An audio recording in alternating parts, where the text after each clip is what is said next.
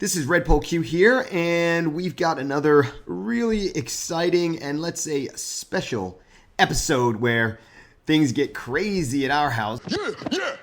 Who got that good D? I got that good D. Yeah. So we have Julien Lacome on, who is running My Silicon Love Doll, which sells high quality sex dolls, which is what you might need to order if you don't take our advice. And we went over some interesting sex stories, which is one of the questions we got in last time but didn't have time to get around to. And, we talk about some BDSM stuff, some group sex stuff, and some anal stuff, some A-level stuff. And also we answered a question about cross-cultural communication. So enjoy. This is 10% luck, 20% skill, 15% concentrated power of will, 5% pleasure, 50% pain, and 100% reason to remember the name. Hey guys, this is Red Pole Q, and I'm here with McConnell, as usual. and we have a special guest. His name is Julien Lacome, and he also is known by some people as GoldenBoy. So you may have heard of him under that name. And last episode we talked about how we ended up in Asia, myself and McConnell and Golden Fox, and we talked about what it was like when we first got here and our first experiences with sort of getting good with girls. So Julien has been in Asia for 6 years now, and he currently runs a site with a partner called My Silicon Love Doll. So maybe you could just quickly tell us a little bit about that site. Hi guys, this is Julien Lacome. So My Silicon Love Doll sells sex dolls. So these are realistic sex dolls made out of silicone or what is called TPE. They look very realistic. Like if you saw one of them standing at a couple of meters of you, you could think they're real. Yeah, I mean, we have one at because we all live together, and we have one at the house now. Yeah. And I was sitting on the couch, and I walked in. I thought Julien was watching TV with somebody. Very realistic. Yeah, I actually made a joke to my girlfriend last week. So I put the doll on in my bed, like below the blanket, and I didn't tell her anything. And she opened the door. And she saw a girl inside, and she was like, "What the fuck? What did you do?" He also put an open box of condoms next to the doll.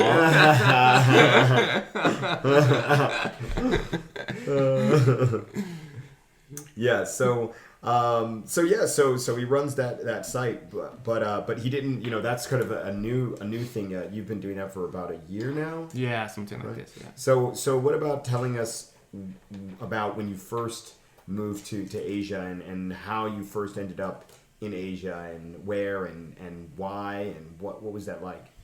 Okay, so that takes us back to 2010 when I finished my studies in France, and I found this internship at an investment bank in Hong Kong. But at that time I was living in Paris, so I was supposed to stay in Hong Kong for 9 months. So I started this internship. That was my first city in Asia. And that was really amazing. Hong Kong is such a special city.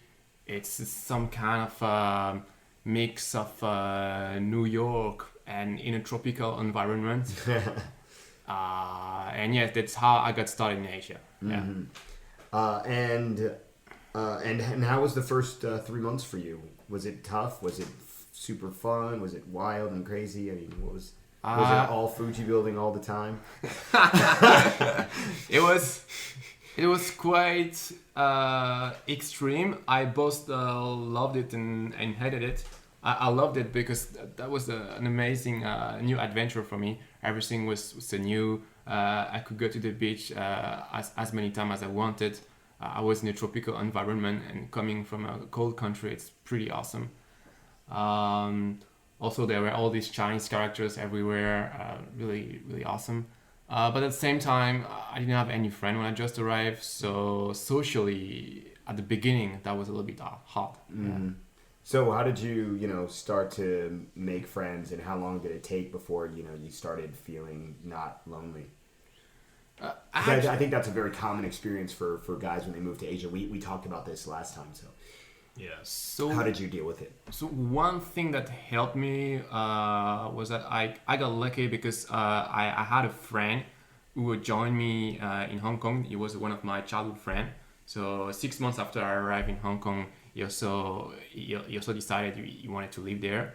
So since we were two guys, that was easier for us to make friends. But the real change was when I got in touch with the pickup community. That was probably something like 6 months or 1 year after I arrived in Asia. And then I met Sage in Hong Kong. Sage. Yeah. Yeah. Woo, Sage. And I attended the summit, I think in 2011. Oh, yeah. And then I met Red Paul Q and the whole community. That's me. Yeah. Uh-huh. Okay. Oh, interesting. Okay. Yeah, I mean, it's true, I guess, getting involved in one thing that's nice about the pickup community is, that people want to hang out and they want to meet people and they're very welcoming, right? Yeah.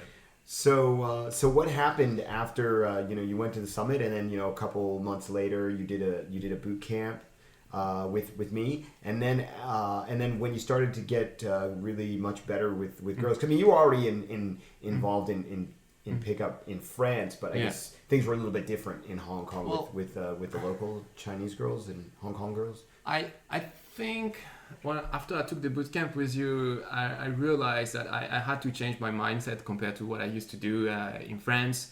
So in France, we have this whole thing about we need to behave a little bit like assholes and be a little bit cold and not chase the girl too hard. But Red Paul Q taught me that I had to be much more active, and for me that was really a revelation.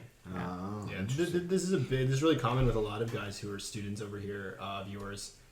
Because coming from the Western pickup mindset, it's totally different. Just the attitude you have to have is really, really different. Yeah.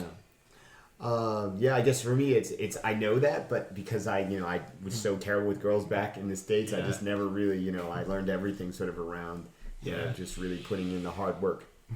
Okay, great. So what changed for you, when you started doing, getting things, understanding how it works here and having a lot more success?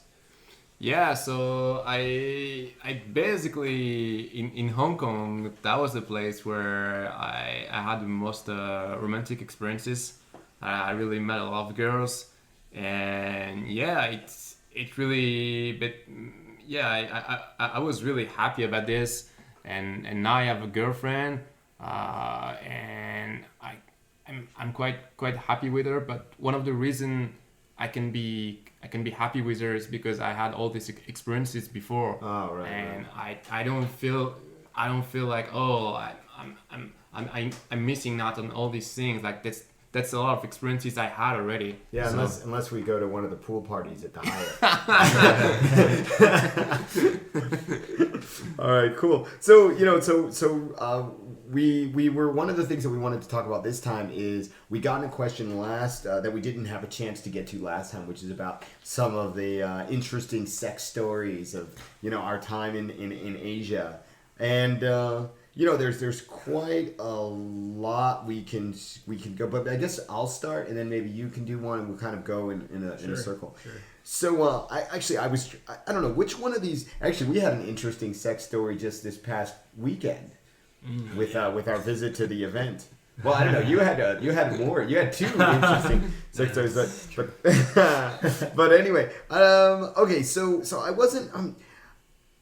Okay, I'll talk about, these are kind of combined, but there's and I think I might have mentioned this before, but in Japan they have these bars called happening bars, and they're called happening bars because you never know what's going to happen when you go to them. And essentially a happening bar is a members club that you go to, and they have a bar, and then they have a private section. In the private section, usually couples can go or girls who are alone can go, but guys who are alone can't go unless they're invited by a girl or a couple. And in those, there's like private areas that have all sorts of, I don't know, I've only been to well, I've been to 2, I guess. Yeah, I've been to 2. And the first one I went to had a section that had some like love seats with a ceiling that was a mirror and a few computers that you could watch porn on or something. And then there was like another room that you could go into that had a mat on the floor, so it was like kind of soft and comfy, so people could go in there and they could have sex in there. There was another sort of SM room section where you could tie people up or attach them to the wall or the ceiling or whatever it is that you're sort of into. And yeah, so anyway, so happening bars, I mean, this is just one example. Oh, there was a section with a one-way mirror, so you could change the lighting, and then the people who were in the bar area could see you to greater or lesser degree, or maybe you could see them. I can't remember. Anyway, so so I had a friend who was really into this sort of thing, and I ran into him once when I was on my way home. I was going to meet up with a girl I was dating at the time, and I was on the way home. And and when I ran into him, I was like, "Oh, hey, what are you doing?" And he's like, "Oh, I'm gonna go meet this girl who he knew from the Happening Bar." And he said, "Yeah, I don't really know. Maybe we'll go and have sex in the park or something." And I was like, "Oh, okay." And he's like, "What about you?" And I was like, "Oh, I'm gonna go meet my girl. We're gonna be at the house, I guess." And I told them that, if you guys want to come over and have drinks, you're welcome to come. Have you heard this story before? Yeah. Okay, but you haven't heard this story. Okay. So, so I go back I meet up with my girl and we're at the house and we're hanging out, and then he calls me and he calls me and he's like, "Oh, hey, me and, whatever the girl's name is are, just met up, why don't we come over?" And it's sure. So they come by, they brought some drinks. And we're at that time I had an apartment that was a 1-bedroom, and it had a living room that had 2 sofas in it. And so me and my girl were on one sofa, he and his girl on the other sofa, and we're just talking, and he was sort of leaning back, and she was between his legs, like leaning on him, back with her back to him. And all of a sudden she reaches behind her and she's like, "What's this poking me in the back?" And she's like, "Oh," and then she just like unzips his pants, and and then they're just in my living room, and she's stroking him, and I'm just like, "Oh," so I'm like, "Okay, well, I guess I'll start doing stuff to my girl." So I just start kissing on her neck and getting her turned on. And then after a while, I just picked up my girl and I took her into the bedroom, and I'm having sex with her or going down, various things. And then he just brings his girl, and his girl, they come in, and, and this is my very first time to have any kind of experience like this. So I'm just sort of trying to go along with it, and so I had sex with my girl, and his girl is naked and touching my girl, and my girl is sort of, she's also her first experience, and she's, very nervous, uncomfortable, I mean, it's understandable. and then after a while, so I finished with my girl, and then I was like, "Oh, do you guys want some drinks or some water or something?" So I went to get water, and the guy came out with me. He's like, "Hey, don't you want to do my girl too?" And I'm like, "Oh, I mean, it's okay, yeah, sure." So he's like, "Yeah, man, go for it." So and I'm like, "Okay." So I start having sex with his. So we go back, and I start having sex with his girl, and then my girl is sort of like, giving him a hand job, which was very, it's very strange. And then my girl sort of starts crying in the middle of it, and so I sort of stop with this girl, and they sort of get up and leave, and sort of I sort of hold my girl and make her feel better, and I have sex with her, and then everything was sort of fine. And there were 2 interesting aftermaths to this. So one was that the next day the girl messaged me and she said, "Oh yeah, I'm really sorry, that I really kind of ruined things last night." And of course I was like, I was like, it's fine, it's no big deal, right? Because it's a very, I mean, you never know how you're gonna react. I mean, if he had sex with her, I don't really know how I would have reacted either, even so. Although I don't think I would have cried, but I don't know. You just never know, it's one of those things where, and but the thing that was really kind of, I don't know, funny, outrageous, was that he said to me when later on, the guy said, he said, about when a girl sees you having, when a girl that you're seeing sees you have sex with another girl, and you should remember this, and I guess you too. He said, they always cry the first time. Nice. So I don't know. I have to say that doesn't entirely match my own experience, because the other time that I've had a threesome with two girls, only one of them cried. So I don't know. The other one was fine. So I guess they don't always cry the first time. But anyway, so there you go. That's an interesting story. I hope that was an interesting story. Yeah. So yeah. So how about you, McConnell? You share one of your interesting sex stories. So first of all, we Rebel Q mentioned that we went to an event last weekend. Yeah, we went to a fetish event here in Taipei, and it was it's just a group of all the people who are into BDSM and maybe not all of the people, but a lot of the people. Yeah, a lot of the people. All the people at the event were into BDSM or kinky play and stuff. So we went to kind of a fetish themed bar, and people were getting tied up. It's actually a fetish. It's a gay fetish themed bar called Commander D. Yeah. So if you're ever in Taipei and you want to check it out, guy on guy action. Yeah. But the event was very fun, and we saw a lot of crazy stuff there. And we did, and met a lot of interesting people. So it was pretty cool. But anyway, so are you gonna say something about that event? Actually, I wanted to tell a different story that I remembered. Well, very briefly, what was the most memorable, impactful, surprising thing that you saw at Commander D? The electric shocks were kind of surprising. I wasn't expecting to see that. Yeah, but I mean, only on her arm, right? No, it was only on her arm. Yeah. So the electric shocks are kind of interesting. I was just wondering if I missed the other usage of it. Oh, no, you didn't. Because she told me she wanted to try it in different areas later, but she didn't. So that was... How about the age of the participants? Oh, they were all really young, which is quite surprising because in Japan, the fetish community is generally older. Yeah, and actually in Korea, the lesbian scene, for example, is also generally like women in their 40s. Yeah. So that's kind of typical. And I mean, and I think most... In America, too, generally, if we think of like a swinger scene, we imagine most of them are in their 40s or something. Yeah. So it was very weird to see everyone in their, I mean, not everyone, but I would say probably, 60% were in their 20s or early 30s. Mm-hmm.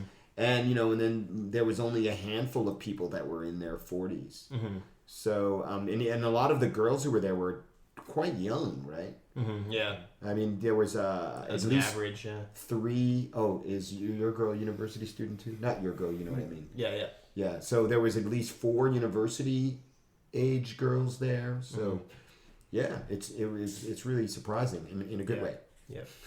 Yeah. So it was very interesting. So the electric shocks, that was the big thing for you. Well, that was probably the thing I wasn't expecting to see that there. So then we saw that and it was interesting. I think for me, what actually there's a tie, but between the old between the older guy in nothing but an apron with the apple tattoo on his ass cheek, and the fat dude in the maid outfit. He was bent over a table or something, and they had the skirt up, and he had his lace purple panties, and they were spanking his ass. I mean, that's not... I never thought I would see an ass like that unless I was at the Korean public bath house. But then it's not in the lacy purple panties, so it's kind of better that way. Nice. Well, anyway, that was... Yeah. But I was glad he was having a good time. Yeah. Okay, so what was the story you were gonna share? So for those of you who don't know, there is a website called FetLife, and FetLife is like a social network / dating site for people who are interested in BDSM or like just general fetishes and sexual kinks. And so it's actually if you're interested in like BDSM scene or any of that stuff, it's like a good site to be on because they have local communities like pretty much all over the world, and you can meet up with other people with the same interests. So anyway, I like first registered for the site when I was still in America, and so before I had registered, before I even knew this site existed, I was in my hometown. There was like a bus that went into. There was like, because I'm from New York State, so obviously New York State is a pretty huge place. So there were like buses that went all over the state, and I was going to visit one of my friends in another part of the state, and I was like riding this bus there, and this is a bus that's like it goes in like it's over this like really rural trip. It's like a 3-hour trip or 2-hour trip or something, and it's like a really long time.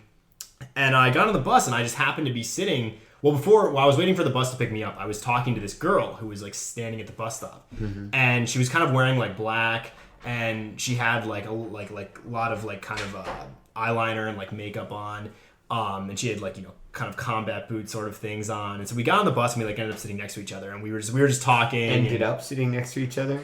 Well, purposely sat next to each other, right? Okay. So, but we still ended up in the same seat. Okay.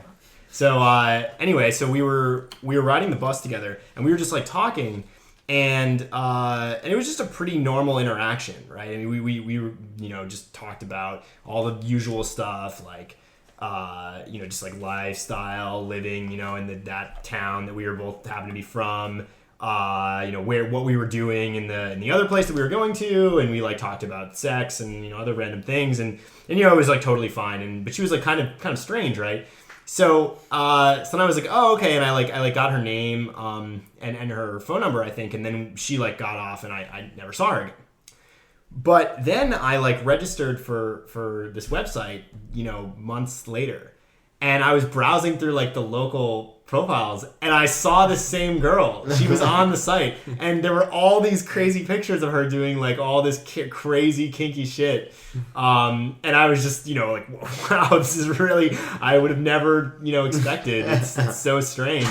What kind of crazy kinky shit was she into? She was into I guess like tying and as in tying people or being tied being tied up, and then she had like wax play and stuff. Oh. And there were like some photos where like the guy I guess she was with like had like knives out and stuff, and maybe they were like blood sports. No, but probably not blood sports. But it didn't look like blood sports. But it looked like maybe like some fake rape play or something. Yeah. So with a real knife.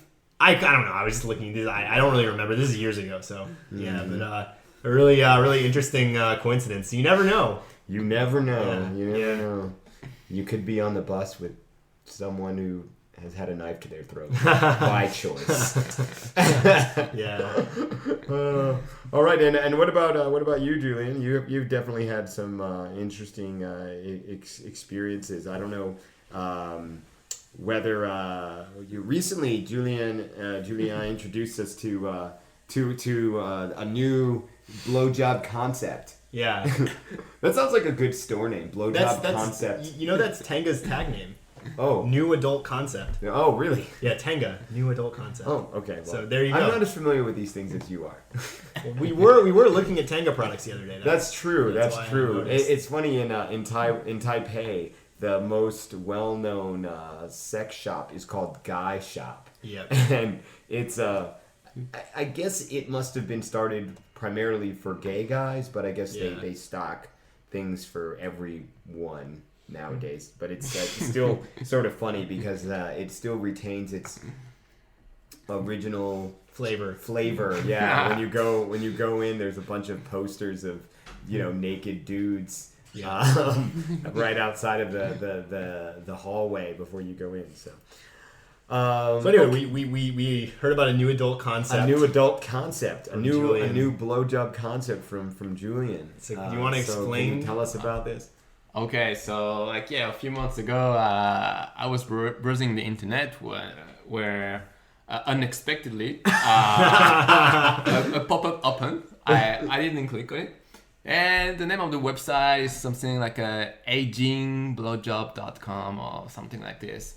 And basically, it's obviously blowjob, but in a very special way. Where basically the girl doesn't actually take it in her mouth, but she lick guy's shaft, and then they make them come this way, and I found Or it. sometimes two girls. Yeah.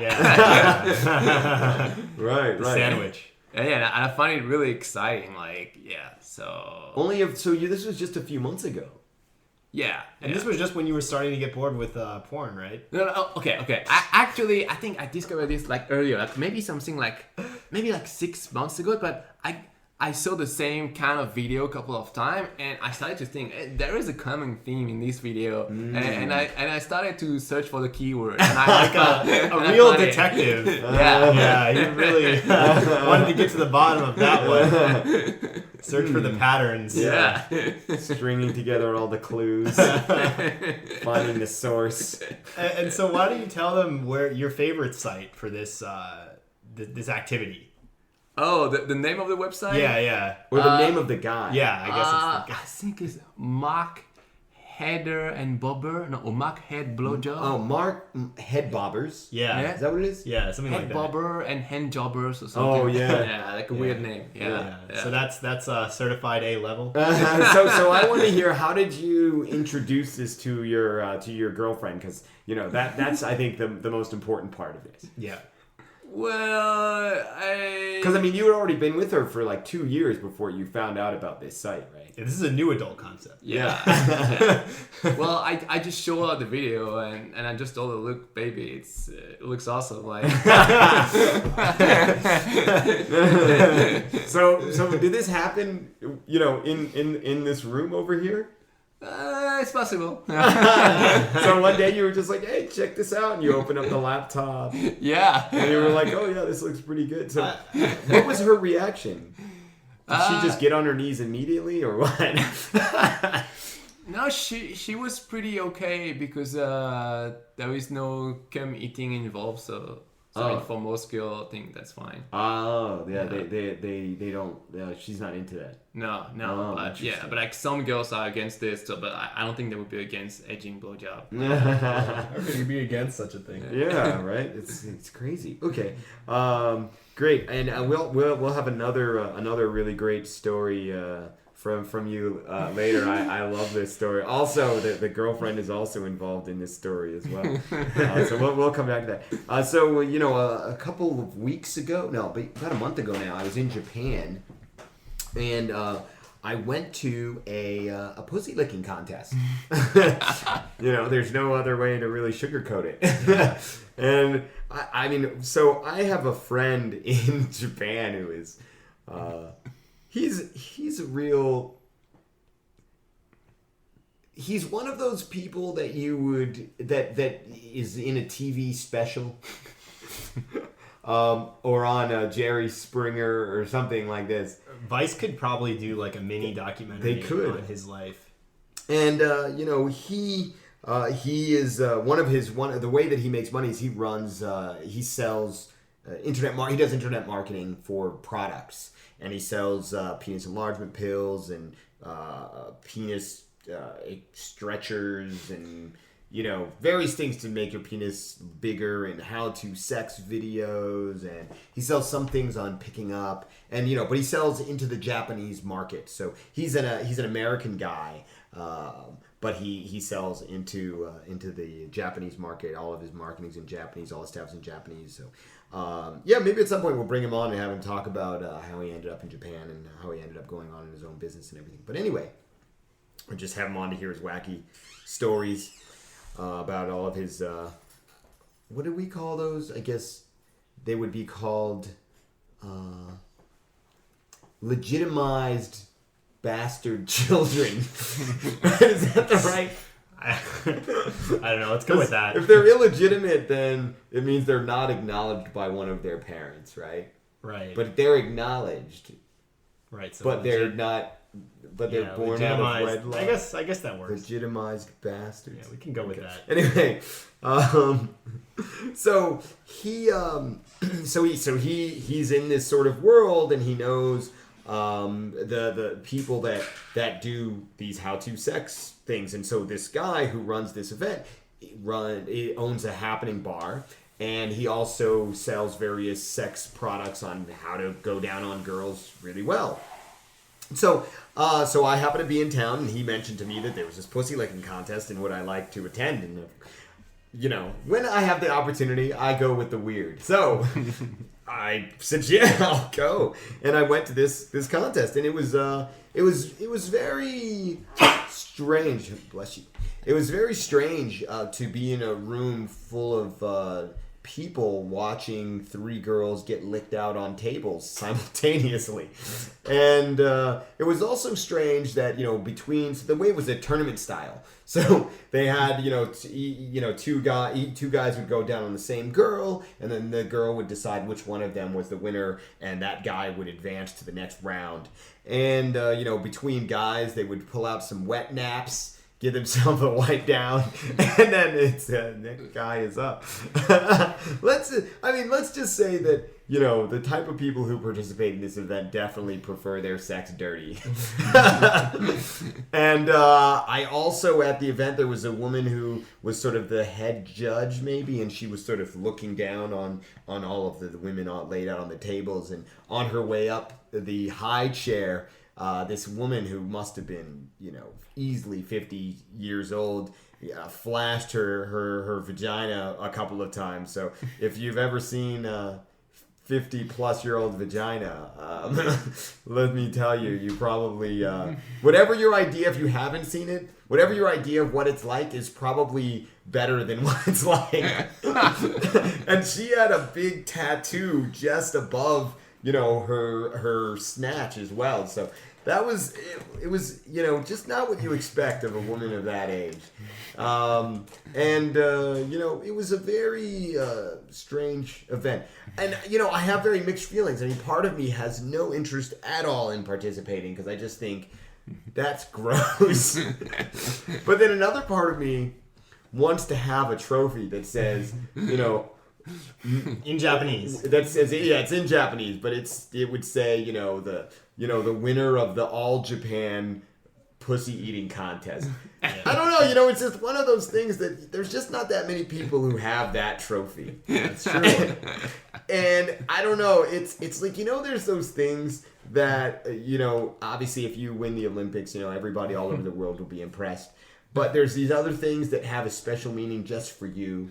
And your loved ones. And maybe your loved one. This would be one of those things where, when you put it up on your shelf, you just know that, there's not a lot of people that are going to be able to say that they've done that. Yeah. So, I don't know. I've been invited to compete next time. I don't know if I will. But if I will, you'll hear about it. Yeah, that's right. There was a woman there who there was about 15 participants, and about 4 of them were women. And there was one woman who had like her head shaved and was wearing like a pink monk's robe. And apparently she was originally planning to just come to watch, but then a voice from God told her that she should participate. And she'd never gone down on a woman before. This was her first time. And I guess she won 2nd place or 3rd place or something. Mm-hmm. So, anyway, very, very, very, very weird, wacky experience. Yeah. One of those things, one of those wacky experiences. Yeah, only in Japan. Only in Japan. Yeah. Although, I don't know, maybe we could get this going in Taipei. Yeah, we could at our apartment. Yeah. Along with the annual Taipei wet t-shirt contest. Although I think we will let the girls dip into the shower between. Yeah, I think so. Kind of wash it down a little bit, or maybe just splash a bucket of water on there. I don't know. Make it splash. Make it splash. But but I don't know. I imagine that the folks that we met over the weekend might be they'd be keen for this sort of thing. Yeah, I'm pretty sure the neighbor will be totally okay with it. Well, since we're moving out soon. That's right. Might as well go all out. So there you go. That was Yeah. What about you? You got another one for us? I'll let Julien Lacome go again. I'll think of a good one. Yeah. So Meantime. let's hear about this story about when you about your girlfriend and how you guys had to suddenly leave a certain store. Okay, so back in 2013, I met that girl at a language exchange event, and yeah, to cut the story short. Did you meet her at the same one? No, that was a couple of days before. Oh, okay. Yeah, so I met that girl at this language exchange event.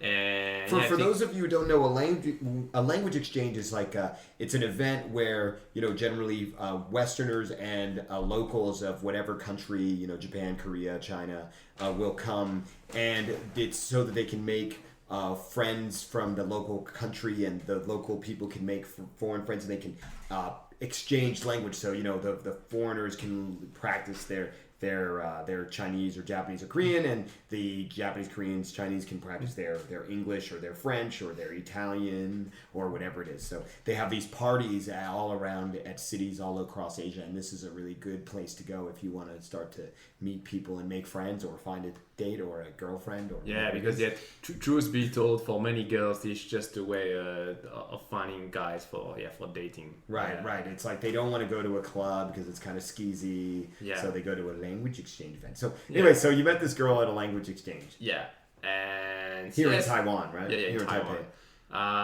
So things were going well. I liked that girl, and after a couple of hours, we went back to my place and we had sex. And it was the same day that you. Yeah. Oh, really? So with your girlfriend, you also took her home from this trip. Yeah, that was a really good week for me. Yeah. That was probably my best week in Taiwan. So I have sex with this girl, and yeah, I'm happy, and she go back home, and everyone is happy. And a couple of days later, I go to another language exchange, and I meet my current girlfriend, and yeah, so we started dating. Yeah, we start dating. We things are going well. And so you never called the other. What happened with the other girl when you started? No, I didn't really want to call back the first girl because I really prefer my girlfriend. Right. Yeah. Okay. So, and did she try and contact you? Yes, but I have to admit I've been an asshole. I've just played dead, and yeah, I've never answered any message. Yeah. So she messaged you several times, and you just ignored the messages. Yeah. Yeah. So tell me, exactly what did you do when you had sex with that first girl? Okay, so actually, I pretty Because much. I think a lot of people wouldn't even maybe call that sex. Yeah, well, actually, I really like anal sex, and yeah, Really like is an understatement. Yeah, it's definitely an understatement. And yeah, we just had anal sex, and yeah. Was that because she was on her period? I think that was the excuse. Yeah. Oh no, it wasn't. No, was she really on her period? I'm not sure actually, but I haven't even tried to have vaginal sex. Yeah. We want to stress that when he said before that we just had anal sex, he doesn't mean like, and that happened. He means that was the only thing happening. There was no vaginal sex. Did you at least eat her out first? I think no. I think I put her on her belly and I took off her pants. And yeah, she was already in the right position, so why changing side? Yeah. So you only ate out her ass. Yeah. So you made out with her. You touched her tits a little bit. Yeah, and after I said something like, let's go to my bedroom, and I put her in the right position. You just put her on her stomach, pulled down the pants, ate out her ass, then you started fucking her in the ass. That's it. Yeah. And then you never called her again. Never. And you ignored her messages. Yeah. No, we just yeah. So just as a disclaimer, we don't really condone this type of behavior. Yeah, we don't encourage this. Yeah, we definitely don't think. We think this story is really insane and hilarious. And we also think that you should use lube. when you're analing girls, if you're gonna have anal sex. Yeah. So this is not. I do think that this is. I think it's very good that Julian mentioned that he was an asshole to her. That's true. Good term to use in this scenario. Okay, so then what happened? So you met, but I mean he met his girlfriend a couple days later, and then he really liked her. So that's why you stopped seeing the first girl. Yeah. Okay, so then what happened? And several months later, I guess. Right? Yeah. I think it's like something like six months later for Chinese New Year. So me and my girlfriend, we went to this street in Taipei where they have the traditional Chinese New Year market. Yeah. So it's really bustling with a lot of activities, and there are a lot of artsy coffee shop. And my girlfriend is really into artsy place, so she want to visit one of these. And so we go into this coffee shop, and then I see someone who look a little bit familiar, a girl, and she stared at me, and she asked me, "Excuse me, I think that you look very familiar to me. Are you Julian?" Oh my God! I have a flashback. It's that girl. I recognize her. It's her, and I'm with my girlfriend. And yeah, I cannot explain. Like it's just so I just answer like no, I'm sorry, I'm not Julian. Like you must be confused with someone else or something. Just after I told my girlfriend, excuse me, I have to get out. But she really liked that place, and she's like, "But why do you want to leave now? I really love this place." And so I just told her, "Oh, I don't feel well." So I get out really quickly, and then she shouted in the shop, like, "Julian, where are you going?"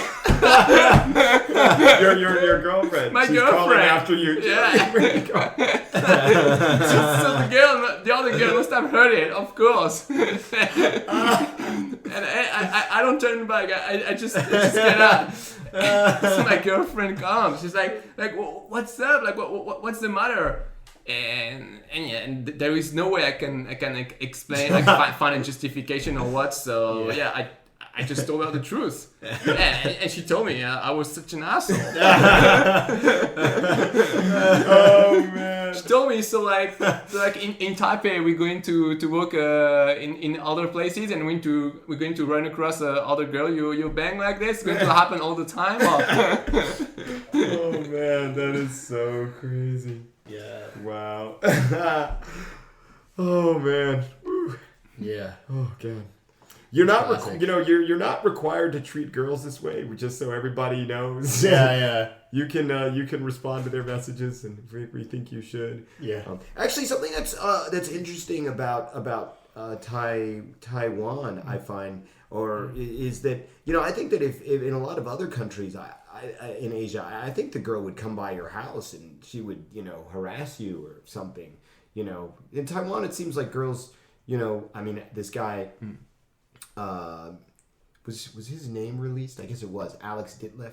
Oh yeah. Who got in all this trouble for the videos of him picking up girls in Hong Kong and other places. Mm-hmm. I mean he had sex with so many girls, and clearly he didn't call them again or see them again because he was too busy getting new girls. Yeah. But he didn't. You guys, when he was staying with you, you didn't have any girls coming by the house and knocking on the door and going insane and breaking things, right? No.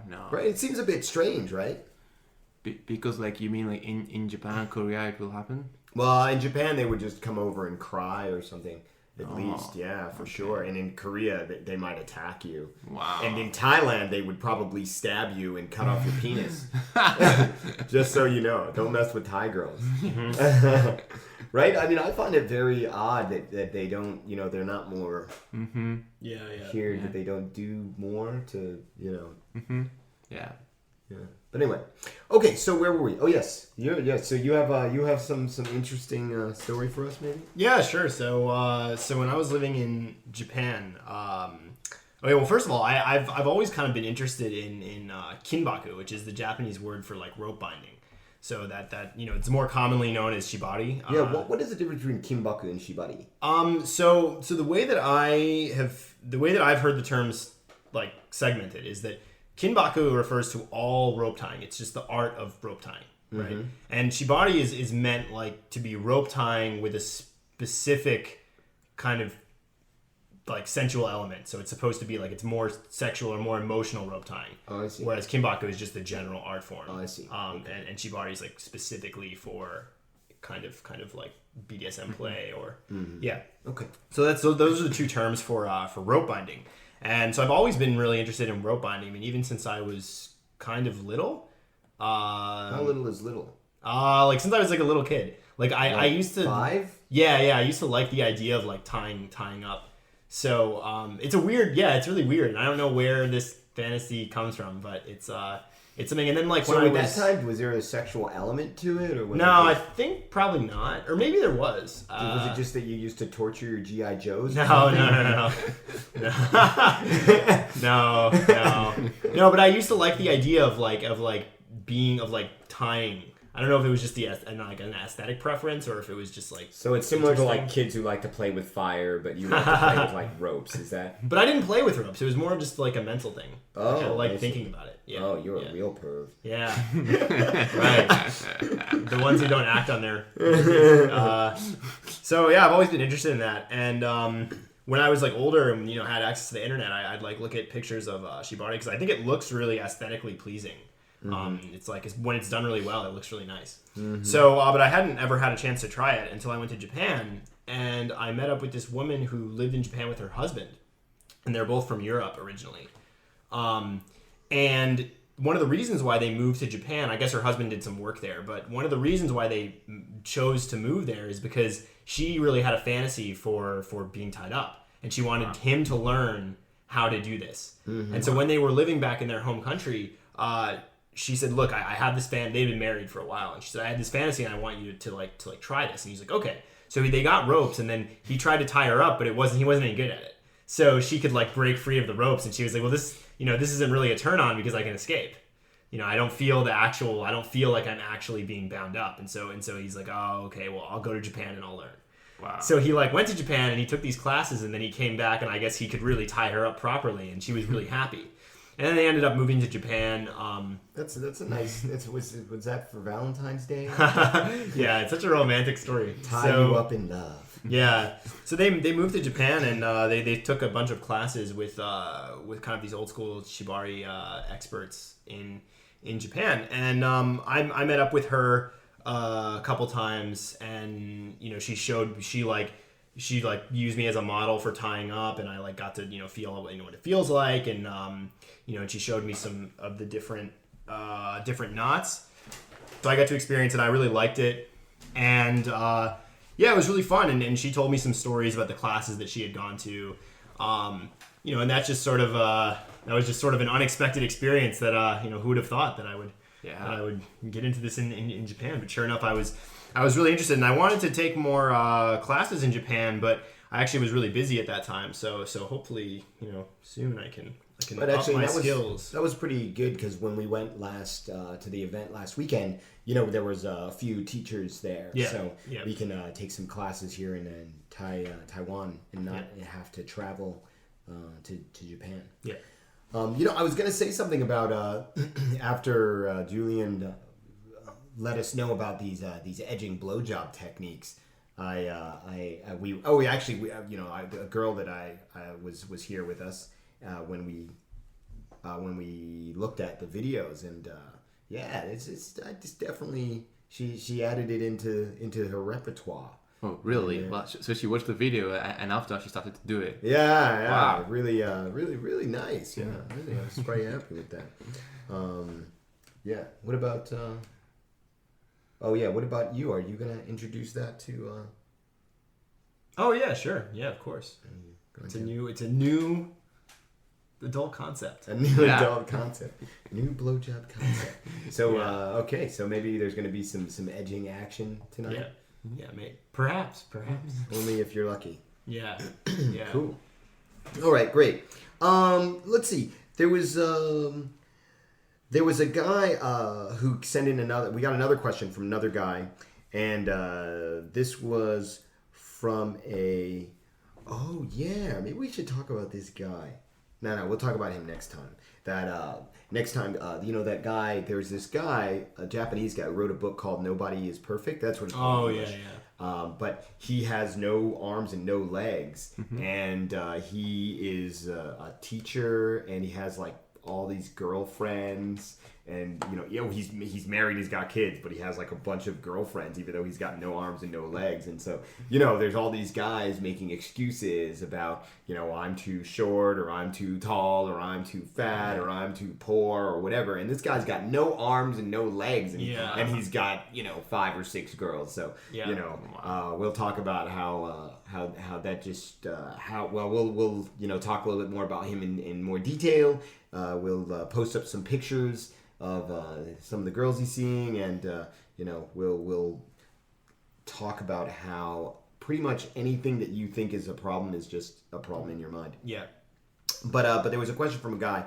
He said, I'm a late middle-aged American white male, never married, no kids.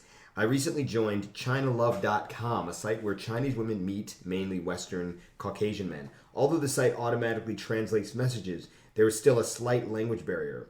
Well, how can I write to these women without them tuning me out? I keep worrying that something I write might offend them.